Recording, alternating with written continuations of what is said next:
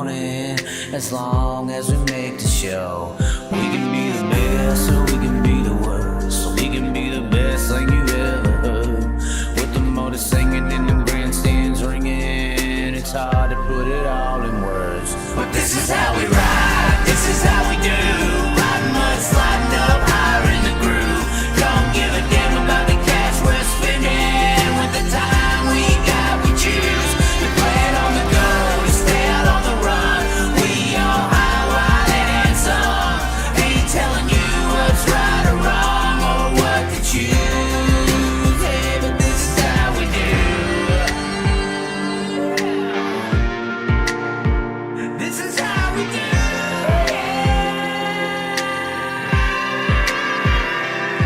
Out on the dirt ovals we play, life in the bright lights with no shades. Letting her go, letting her rip, letting her fly, tossing her in sideways, living the life, letting her ride, outside winning to die. Cross her up on the cushion, crossing the line, cause some drama and some bullshit they didn't like. And if they don't like the move, then we're ready to fly. But this is how we ride, this is how we do.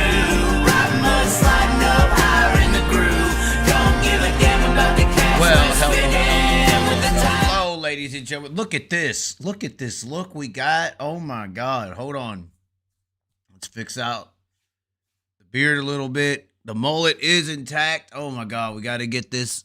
It's not looking pretty this morning. But I'll tell you what. The sides at least not flared out looking like some kind of weird hippie is a plus. I'll tell you what. This shirt looks nice. I'll tell you. I mean, really. Look how it looks. This is just clean. Really, really nice work with the shoulders. We got the tan going. We've been outside. You know, y'all are stuck over there in the cold and all those things.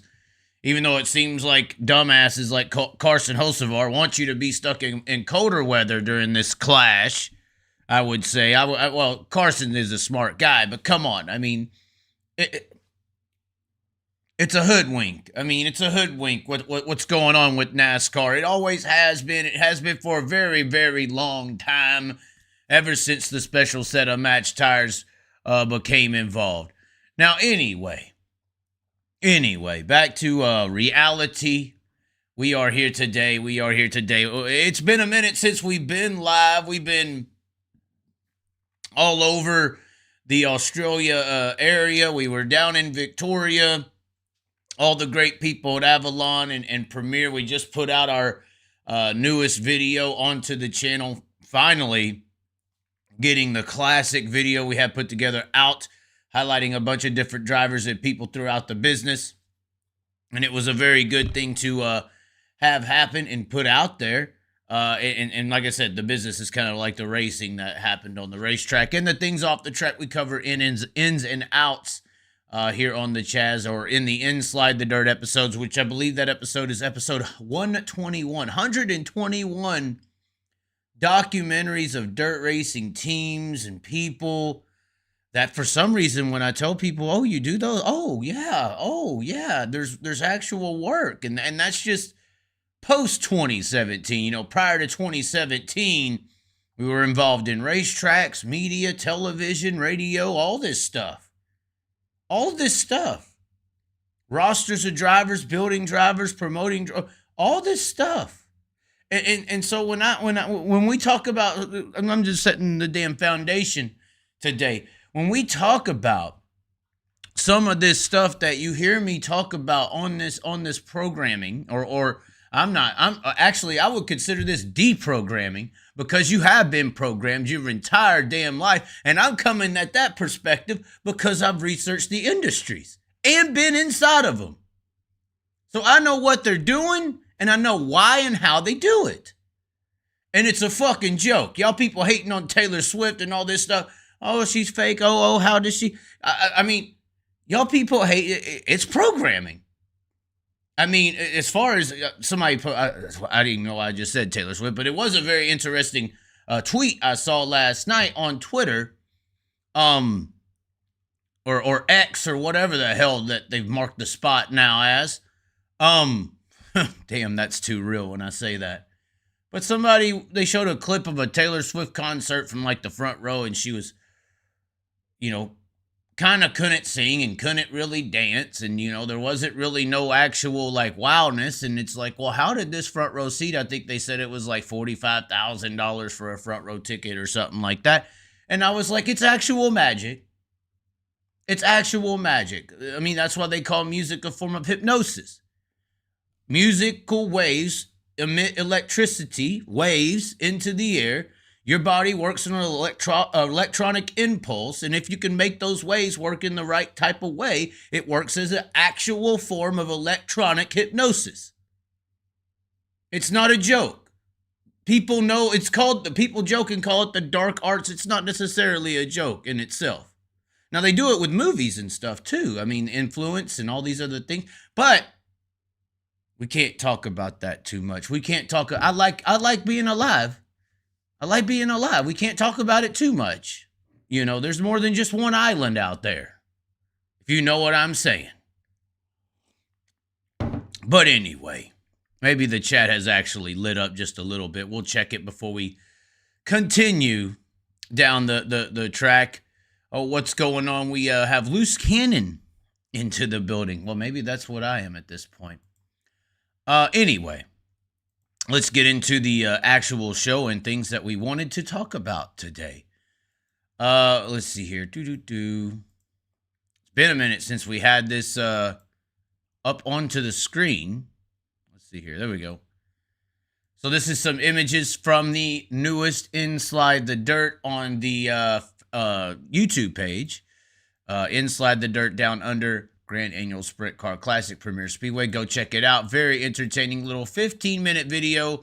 It is really hard to take 4 or 5 or, well, actually, I think this was like 9 hours of footage and take it down to 15 minutes. Takes a lot of time. Not sure if the juice is worth the squeeze on that one, but some images on here were just extremely, extremely badass. There was some in here that was like, wow, that's clean. Like, look at the detail that this, and this was all shot on a phone, by the way. But the detail on that image was just clean. There's a lot of nice imagery and a lot of nice shows, on boards, all kinds of stuff on that Inside the Dirt. Dang, look at that. Clean little picture there with the sunset. Look at the detail on that tire, though, bro. Wow. The detail on that tire. Well, Goodyear shot. But anyways, this is all from video. This isn't like pictures that were taken. I call these stills. And these are still images from the video that we just put out onto the YouTube channel. So go check that out. Inside the Dirt Down Under should be the first video outside of this one, I guess, when you go onto the page. So into the situation. So Denny Hamlin went on to his little dumbass little X spot area or whatever and made a little picture looking thing, I guess, and says tastes like victory with his little Busch Clash trophy, which, by the way, Bud Light, Anheuser-Busch, all of them produce Bud Light. So all you, once again, everybody who switched from Bud Light to Busch Light, I'm having problems understanding you. And this is for the Americans, because over here in Australia, they actually drink good beer. It's like if you had a problem with McDonald's, right? And Big Mac came out and supported something you didn't believe in, and you're like, fuck the Big Mac. Fuck the Big Mac. I'm going to eat the McChicken now. Same guy. Same guy, guys. Same guy. But regardless, once again, the PSYOP being told, I literally just came in here and said, you know, no one cares. Obviously, you look at this post, 145,000 views. Some people may be like, hold on, let me read this. No one cares. High Limit and World of Outlaws, World of Outlaw Late Models, Lucas Oil Late Model Dirt Series is coming to take over the USA racing scene like UFC took over boxing. Very interesting thing. Of course, boxing was the biggest combat sport in world U.S. history. Well, you can't say world history because boxing's kind of relatively new in world history. But boxing was very huge for what, like 90 years? And then all of a sudden, this backwoods brawl thing in a cage caught fire and took over the relevancy of combat sports in America. The UFC, mid-90s, 2000s, mid-2000s really is when it started really taking off, and now we're about 20 years into that takeover, and it hasn't even really been a competition here until recently when Jake Paul and everybody, celebrity-style boxing matches is what's kind of made boxing relevant again.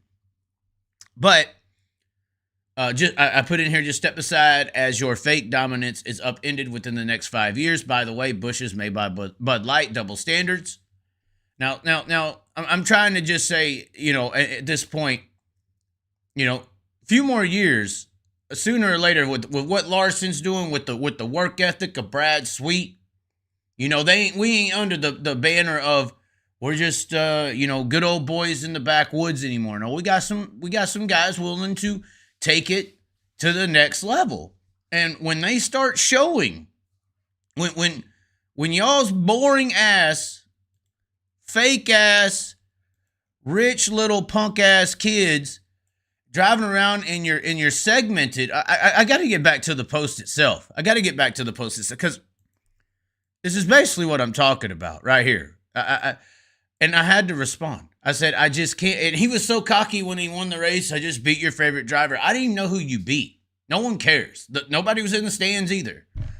I just can't handle seeing this low-level sport like NASCAR and low-level talents like Denny Hamlin prance around like they're doing something. It's disgusting and needs to stop. Hashtag paper champs. None of them outside of Kyle Larson could step into our cage and compete.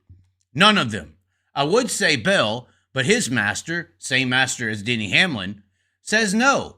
And I put in parentheses, he, Christopher Bell, is sold/owned right now. High limit racing will outlaws all of them. You punks would get laid the fuck out in a racing sense, as I put in here, in a racing sense, because I'm talking about the battle of actual talent in America. And people know this. Look at Natalie Decker. She knows it for sure. I don't know why she won't call them out. And this is the rebuttal that most people say. And the same would happen if those boys, if they tried to run NASCAR. I said, where is your proof, son? And this is true. We have plenty of examples of dirt drivers going to NASCAR, winning multiple times, victories and championships. There ain't a damn one to come the other way. Davenport almost won his heat race. Busch needed a provisional in the main event on dirt at Bulls Gap, and he still got lapped, I think, twice. You're delusional. They're simply beating other rich people. End of story. And when I say rich people, and when I talk about Denny Hamlin coming over and beating somebody, I think that there are local racers in damn mini stocks better than Denny Hamlin. Yeah, I mean, there just is. I don't think Denny Hamlin could go to a local racing facility and beat your best drivers. I don't think it's possible. I don't think he's that good. I don't think none of these guys are that good. And this is why I actually continue down here. He goes into not on asphalt, blah, blah, blah, blah, blah. It takes time unless you're Kyle or Bell, two of the most luckiest individuals in history. And here I come in here with this one. This is the damn truth. This is what you people need to recognize and realize very quick. And it kind of goes to the point I just said. I said, you are delusional.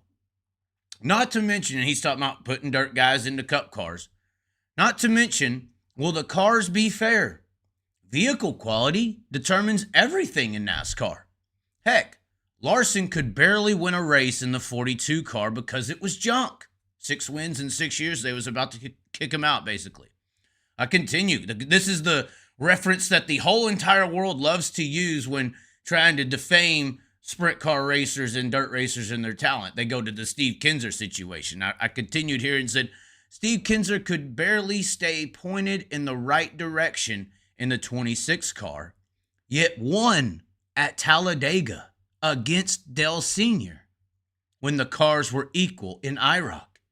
Your BS asphalt punks need a better car to beat our guys, because on asphalt you ride around the track, and on dirt you drive around the track. By the way, it is pretty cheap for them to come over here and get into a dirt car. Pretty obvious. but their punk ass won't dare the embarrassment. Scared, yella. And here's the bigger point with what these guys are and what they really are. That's why they hide in a series where you need $25 million a year to even hit the track. And this, honestly, when I said this, I was like, this. Hopefully, this resonates with the world when I say it to you. NASCAR is the gated community of motorsports. Bunch of bitches. Come on outside where we are all at, the dirt track, and get laid out in the street like the paper champs you are.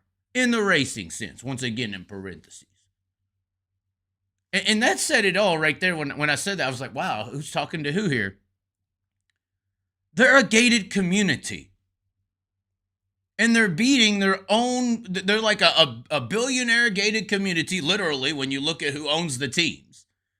And then the billionaires within the gated community invite all the little boys and girls who they choose to drive their cars into the gated community with them. So it's like the freaking Michael Jackson little ranch in Florida. They invite the little kids over, or an island once again. Little boys and girls, they want them to beg for a NASCAR career at 14, because that's how old you got to be in one of these divisions, midgets or whatever, to start signing up for OEM deals. You know, so these billionaires in their private gated community with all their race cars and owning this industry select little boys and girls to come up into the gated community with them, and then they beat the selected, hand-picked billionaire and millionaire club in the gated community, race one another, and then some fucking how we determined in society that those are the great drivers of the world. What are you talking about? They're segmented. They're not even against competition. Imagine if football and baseball and AFL over here, or rugby, or any of these sports operated in the same way. They would be laughed at. Their credibility would be thrown out the window. But for some reason, that's what it is here in the racing world. We celebrate gated communities of billion and millionaires and their hand-picked little boys and girls. And then we wonder why Larson's up in there like, I respect all motorsports. Well, because if he says anything different, he'll get slapped the hell out of the damn place. You know, so this is a very... Why does Bell not run dirt? Here's why. He gets kicked out of the gated community. No longer are you protected, sir. It's just unbelievable what we are accepting. And once again, I've said from the beginning, the bigger issue here is I think that you're doing a little bit something more out on a racetrack. A commenter below, it said, in good equipment, he'll be up front. Not some half-ass equipment like most dirt racers usually get. Look at Larson once he got with Hendrick. How much steering do they do in NASCAR? Okay, exactly. Now watch a sprint car late model driver. One is talent, one is freeway driving. Enough said. And we all agree with it. That's the crazy thing about this. That's the crazy thing about this. It's everyone in motorsports, outside of the hand-selected little boys and girls that went to the billionaire club in the gated community who are protecting their assets, everyone else is not disagreeing with what we're saying here. Everyone else agrees that that's just kind of what it is and everything, but no one cares to like get on a platform and say that because they're scared, and opportunities, and obviously this racing deal and the people in control of it have like an umbrella effect. They got their tentacles extend into every facet of the racing world. That's why you can be blackballed very easily if you talk against the daddy that runs it all. So it's mind-boggling to me why me saying something like this is like offensive when it's backed up with a lot of like understanding and common sense. Like, how are we allowing these guys to manipulate society? And they really just don't matter at all. No one does care. 145,000 views on X, Twitter.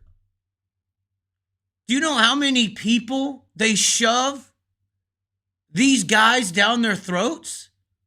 How many? They said this whole Busch Clash deal in LA is a marketing ploy.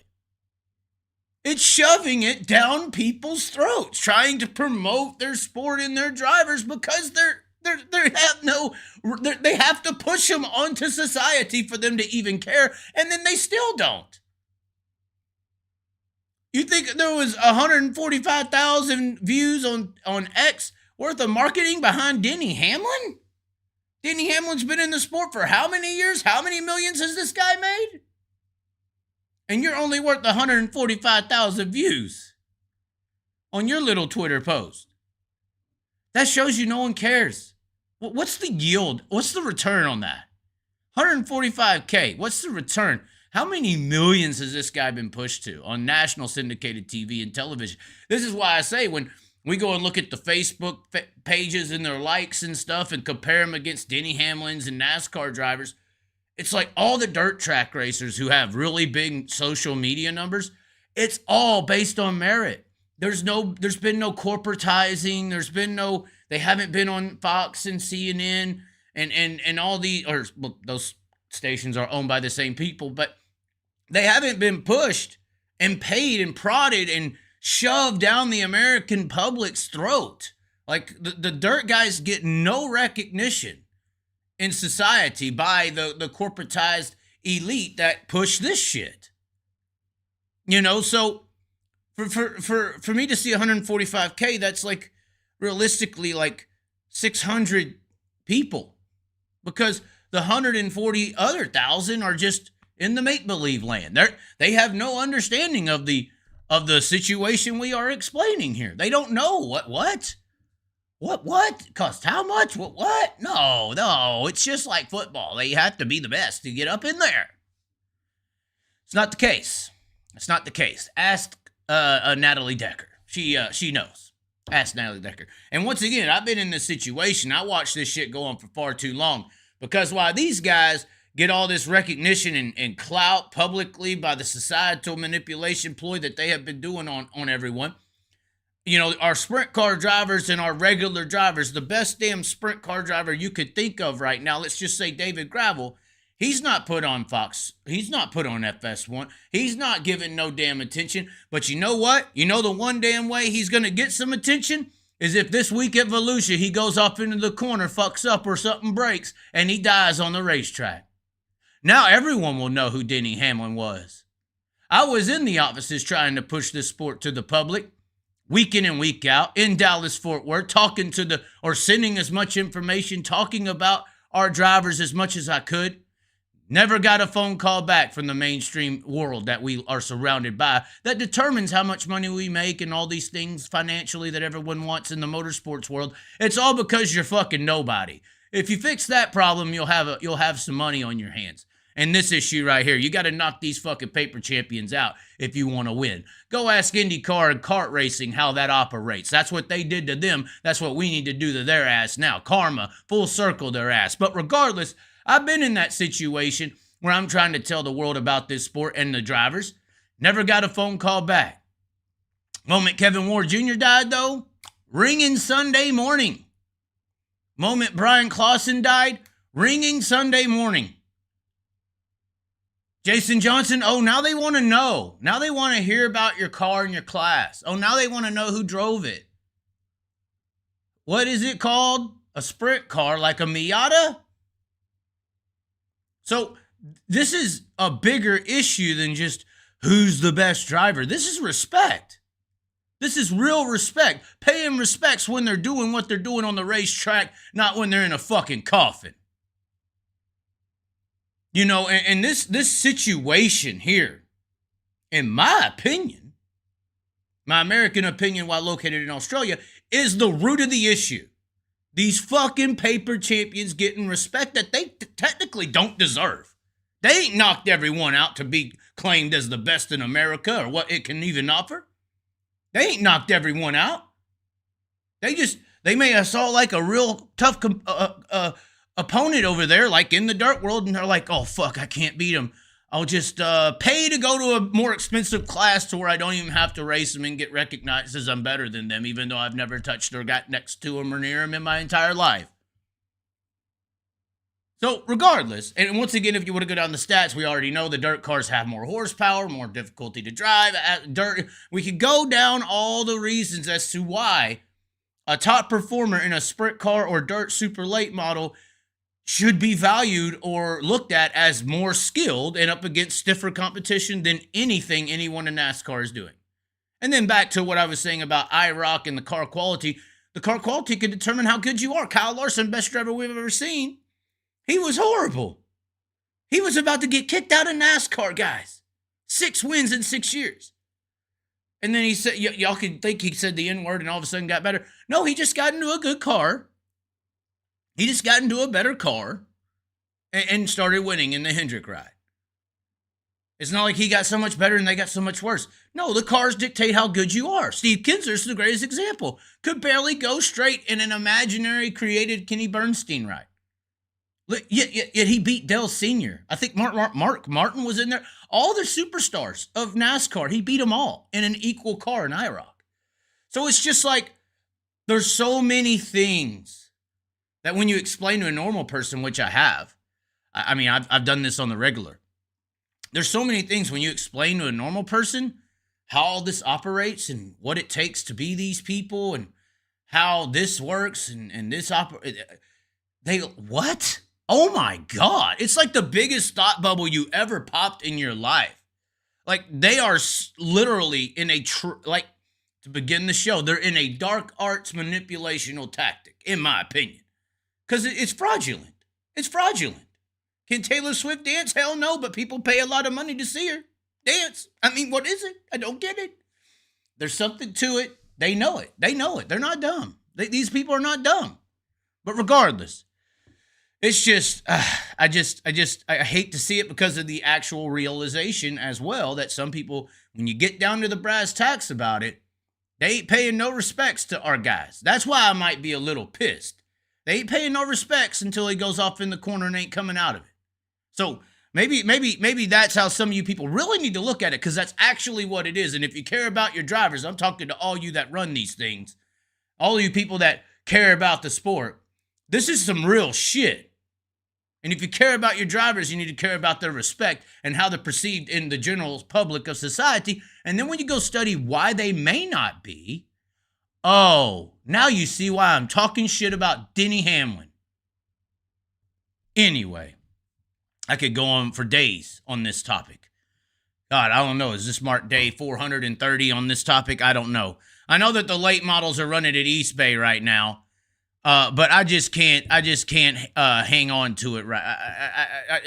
The late models have been doing a great job. But obviously Sprint Car Week is coming. Sprint Car Week is around the corner. Late models, it's great to see Tim McCready winning a damn race. There's late models actually here in Australia. There's some damn good late model racing coming to the channel. We got some stuff from the Australian title. We're highlighting some late model entities. But the Sprint Car Week is here. And I didn't want to go over some of these paint schemes before we got out of here. I got to cut the show just a little short today. But how about this news that the World of Outlaws Sprint Car Series posted? Speaking of Steve Kinser, Craig Kinser has now opted to return to the World of Outlaws in the Premier Motorsports team. Now, Premier Speedway is a track. Premier Motorsports is this blue and white car that never has a sponsor on it most of the time. And Craig Kinser is returning. But I wanted to talk about the paint schemes. Should we start with the best? Hold on. First of all, it seems like everybody is going black. This is Sheldon Hoddenschild's paint scheme. Black, blue, and orange. Kind of just more heavier black. Same kind of look and everything. And I was honestly talking to Sheldon the other day about some of this stuff that I just got through explaining. And let's just say he believes in the investment. He believes Sheldon is invested in the sprint car race. And, I hope he doesn't get mad at me saying this. Sheldon believes what I just talked about. Not like the whole manipulational ploy or all that. But he believes that this sprint car thing, what he's doing right now, is going to take over, is going up. The stock is on the rise. He believes that shit. And he's got a badass looking car. It showed as one of the biggest stars and draws that we got in the sport. One of the most exciting race car drivers that we get to watch. Yes, he has some consistency issues, but he's still exciting to watch. He's a must-see when he's on the track. It's something you got to see. And this is a guy you could take. This could be our Chuck Liddell, takes the sport to the next level, in a way. Regardless, that is his new paint scheme, and it seems like everybody's going black, although this black looks very, very nice. Anthony Macri, who also released a schedule yesterday, or 2 days ago. I saw it yesterday. He's going to be basically doing a PA kind of mixed superstar, almost a schedule like the schedule they were doing before everything went awry last year. But it looks like he is going to go swing the Midwest a little bit. He is going to swing south at the beginning of the year, I believe.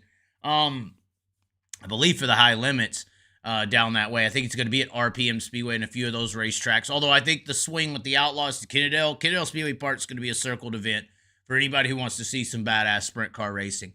It's going to be a hell of a World of Outlaws event. I believe that's second week of March.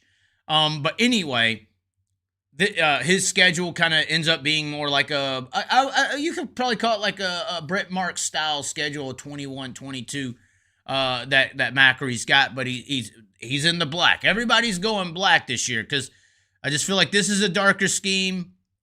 And I feel like recently I feel like the colors and everything was the same in the previous years, but now it's more towards the black side,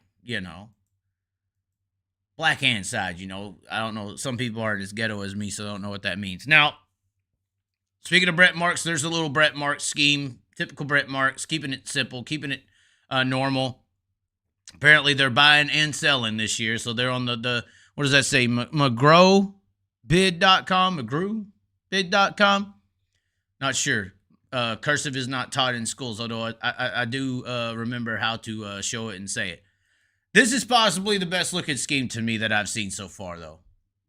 I know we just talked about Jason Johnson, how the world don't care about him until he gets hurt or until he doesn't come back.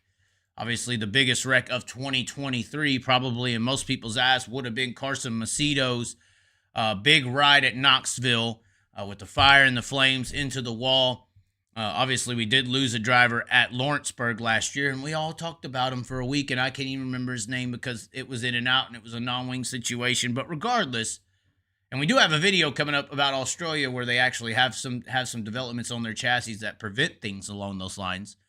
Regardless, this scheme, this look, isn't all white, isn't all black, isn't the same typical look.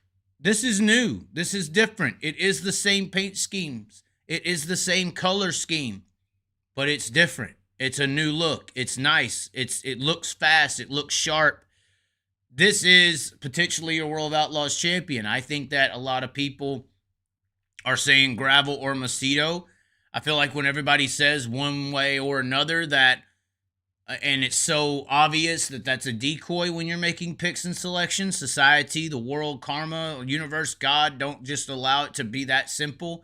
And I think that there's probably a third or fourth player that could destroy this Gravel Macedo showdown that everyone just seems is going to happen.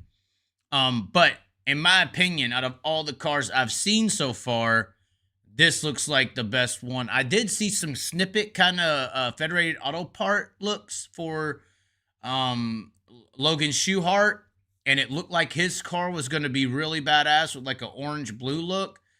I haven't seen, me personally, I haven't, maybe it's out there, I just haven't seen. I haven't seen that scheme posted yet, but this one, and potentially that one, this one for sure though, is the best-looking sprint car wrap of all the wraps I've seen coming this year. Now, obviously, this weekend at Perth Motorplex, they got a big $30,000 to win event. I know y'all are still over there in Florida doing y'all's thing, but Perth Motorplex this weekend, big $30,000 event. Bargaballo or Balo, or he's 77.5 wins and whatever. I'm trying to get all the names down in the pronunciations. It's just scaring me. Callum, Killam, all this stuff. So anyway, There is some schemes coming out this weekend with some black and gold. That's really nice. A lot of people like that, especially over here in the oil world. But out of all these good things, there's one, and back to the third or fourth player that could destroy this Carson Macedo gravel dominance of the World Outlaw Series this year. This right here. This ninja right here of Donnie Schatz could be the player that just blows up this gravel Macedo plan. And you got to start out very good. You got to start out quick and in a hurry. So we're going to kind of know who the serious players are after this whole Florida swing. I really do believe that. Especially when you get through the bike week shows for the Outlaws down there at Volusia. You're going to have an idea of who is a contender and who is not. A lot of competitors down there.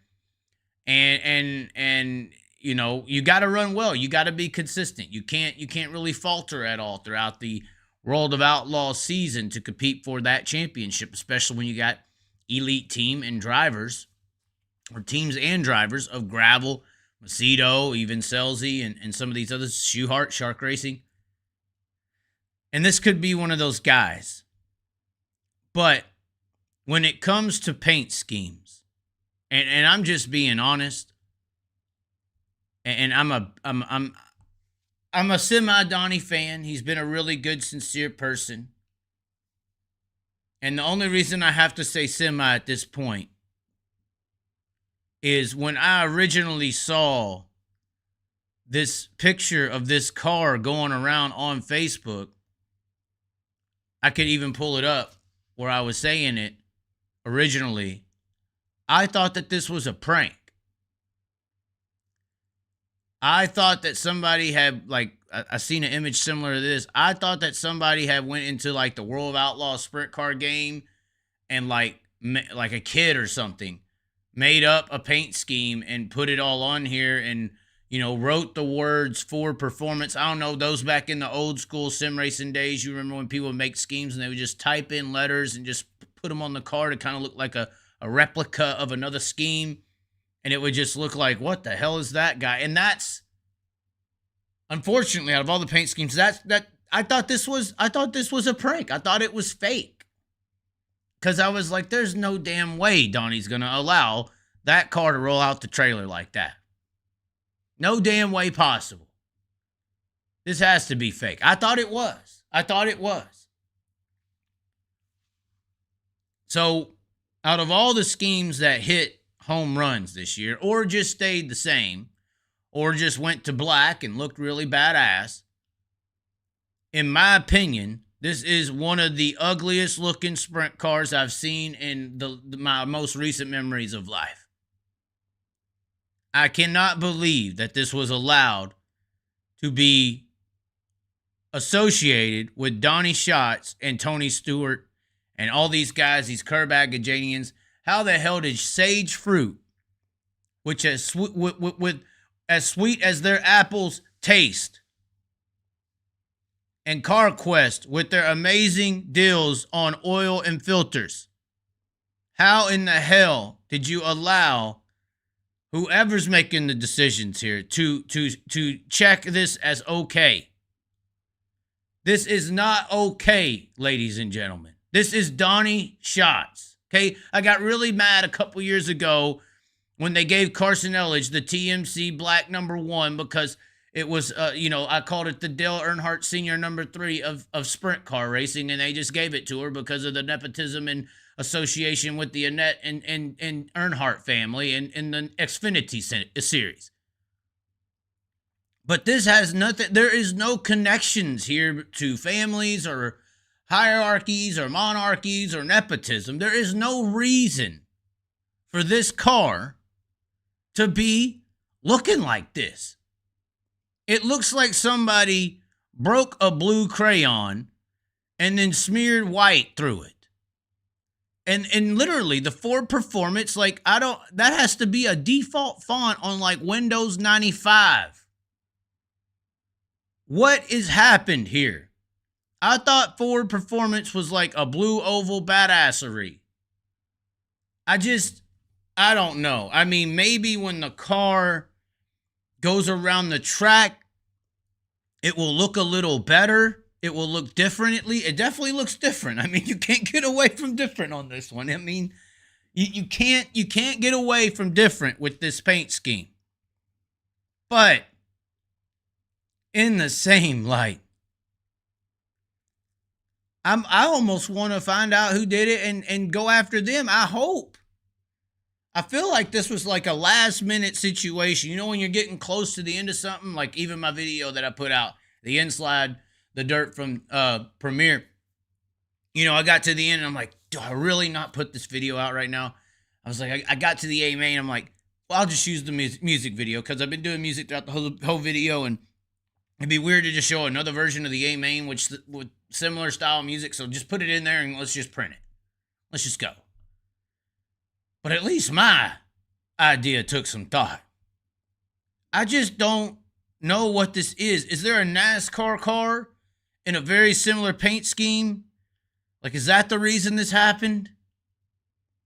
I mean, and really, all out of everything that's happening here with this scheme, the only truly weird part that really sticks out and is like, what is that? Is the Ford Performance. Like, how it's just written.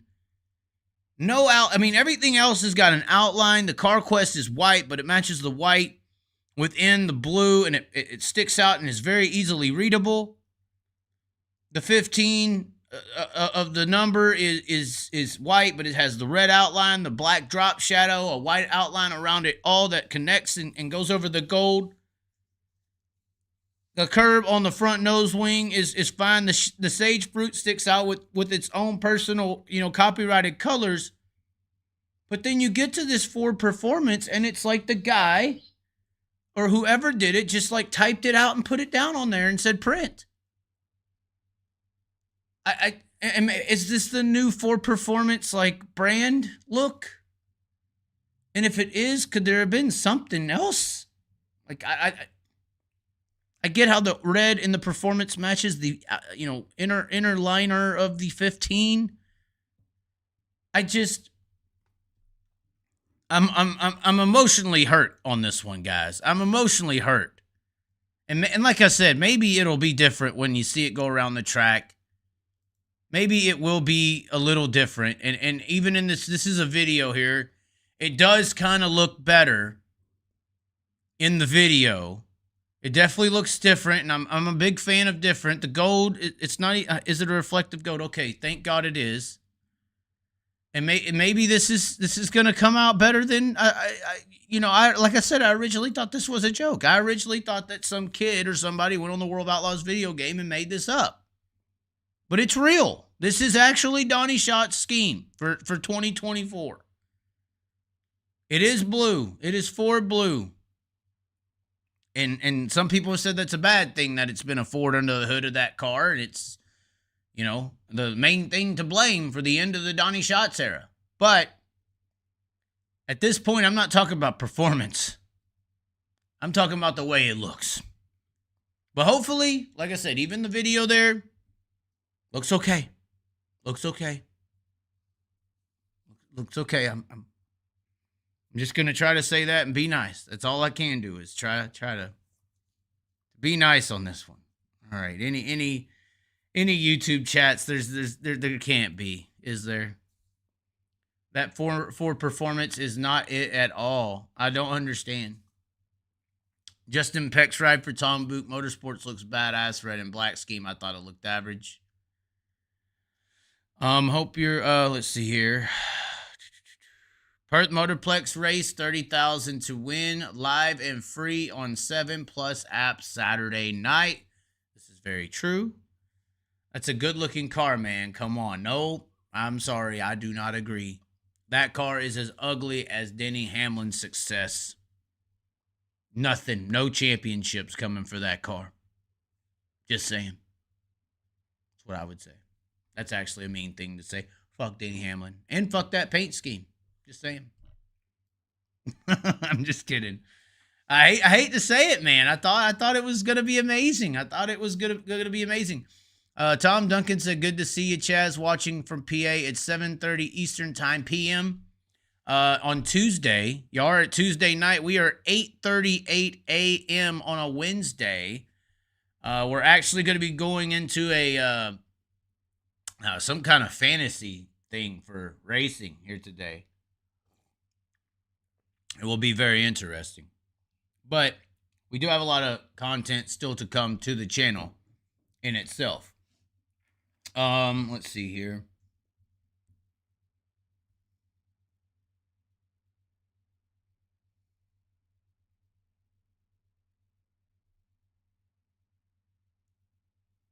Okay.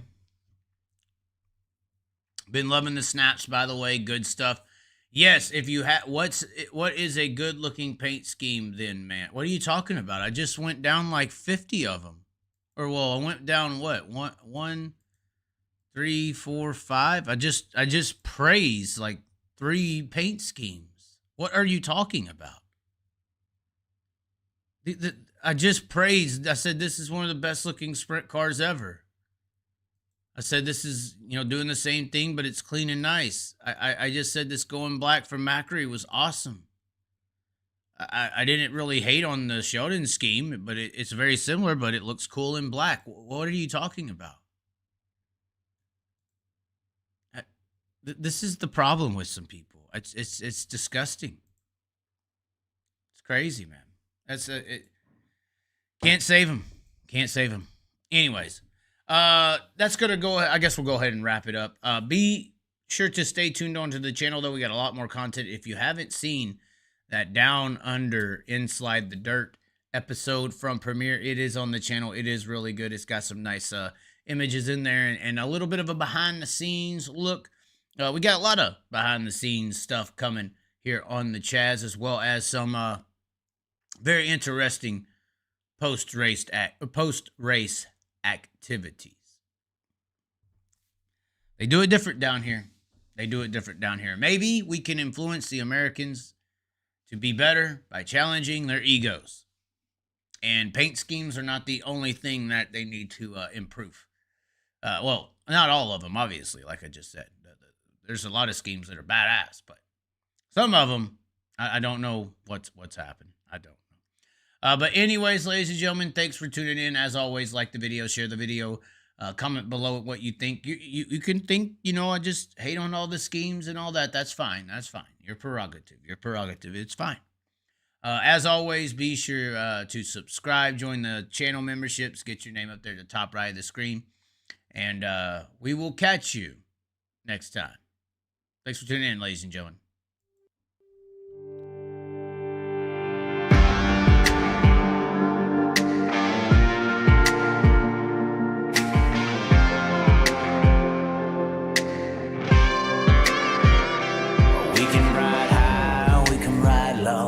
We can ride anywhere we need to go. We can ride all night up to the morning, as long as we make the show. We can be the best, or we can be the worst. So we can be the best thing you ever heard. With the motor singing and the grandstands ringing, it's hard to put it all in words. But this is how we ride, this is how we do. Riding mud, sliding up higher in the groove. Don't give a damn about the cash we're spending. The time we got, we choose to play it on the go, to stay out on the run. We all high, wild, and some. Ain't telling you what's right or wrong, or what to choose. Hey, but this is how we do. This is how we do.